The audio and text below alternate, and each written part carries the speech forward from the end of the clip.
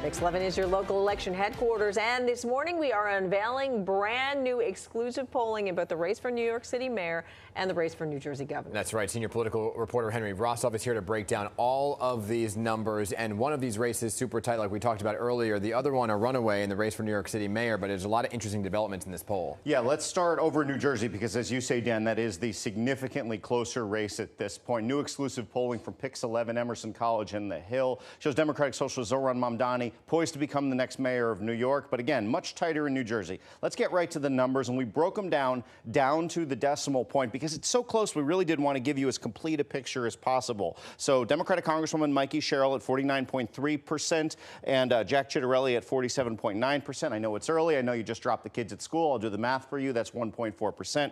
Very few undecided voters, but we did push people to decide, the best that they could, which way they're leaning, and that helped Sherrill a little bit. She comes up about 2 percentage points ahead of Ciattarelli here, so your leaners might be breaking for Sherrill, which is an early indication of a very close race. Now, let's move over to the issues in New Jersey because it far and away remains jobs, inflation, taxes, all your economic issues, 52% right here. Threats to democracy, 14%. Mainly Democrats concerned about President Trump and housing affordability, another economic issue at 11%. And finally, let's wrap up with a look over at what's happening in New York City, because this poll, I will admit, is a little bit different than some of the polling you've been seeing out there. Zohran Mamdani, 34-year-old Democratic socialist, really poised in our polling to become the next mayor of New York, which would be an absolutely historic rise in politics. A 25-point lead over former Governor Andrew Cuomo and a 29-point lead over Republican Curtis Sliwa. Very few undecided voters left.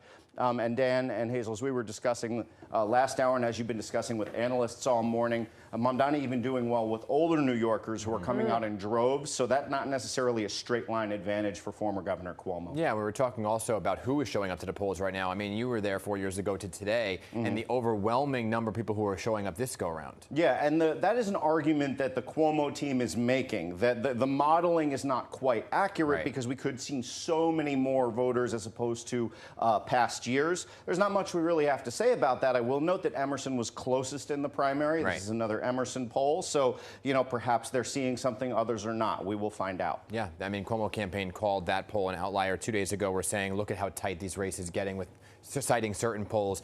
3 days later, they're saying polls are meaningless. We'll see what happens on election day. Outliers, the same word they used in June. Exactly. Yeah, and the weather is cooperating, so we're bound to have lots of great voters out there. Minus today.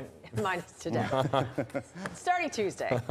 It'll look good. And a reminder that early voting continues through Sunday polling hours, varies slightly tomorrow for Halloween. Saturday and Sunday polls are open from 9 a.m. until 5 p.m. So make sure you go out and vote.